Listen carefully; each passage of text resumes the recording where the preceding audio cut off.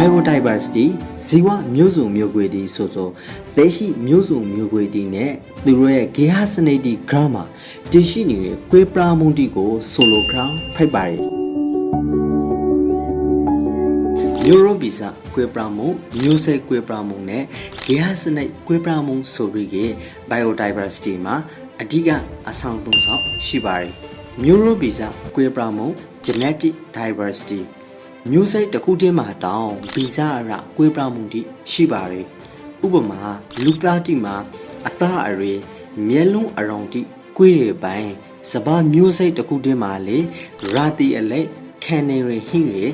မျိုးကွေးတိရှိပါတယ်မျိုးစိတ်ကွဲပြားမှု species diversity ကမ္ဘာပေါ်မှာကျွန်တော်တို့သိထားပြီးသားမျိုးစိတ်ပေါင်းတန်းနဲ့ရှိပါတယ်ဥပမာသိပ္ပောင်တိငေါ်တိမိုတီဘက်ထရီယာဘိုတီ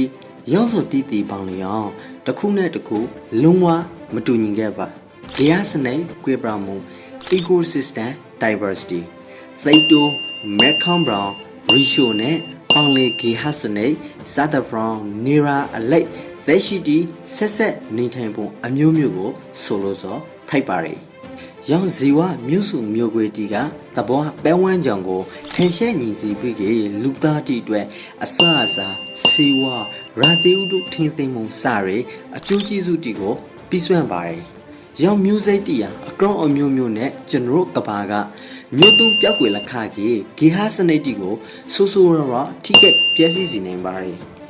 ကျွန်တော်အခုကုံတွေ့နေရတဲ့တပွားဘေးရန်တွေဒီဖိုက်တဲ့ရီကရီမှုမိုးခေါင်မှုတိဆိုရောင်ဂေဟစနစ်တိပြည့်စည်လက်ခရတဲ့အတွက်ကြောင့်ဖိုက်ပါတယ်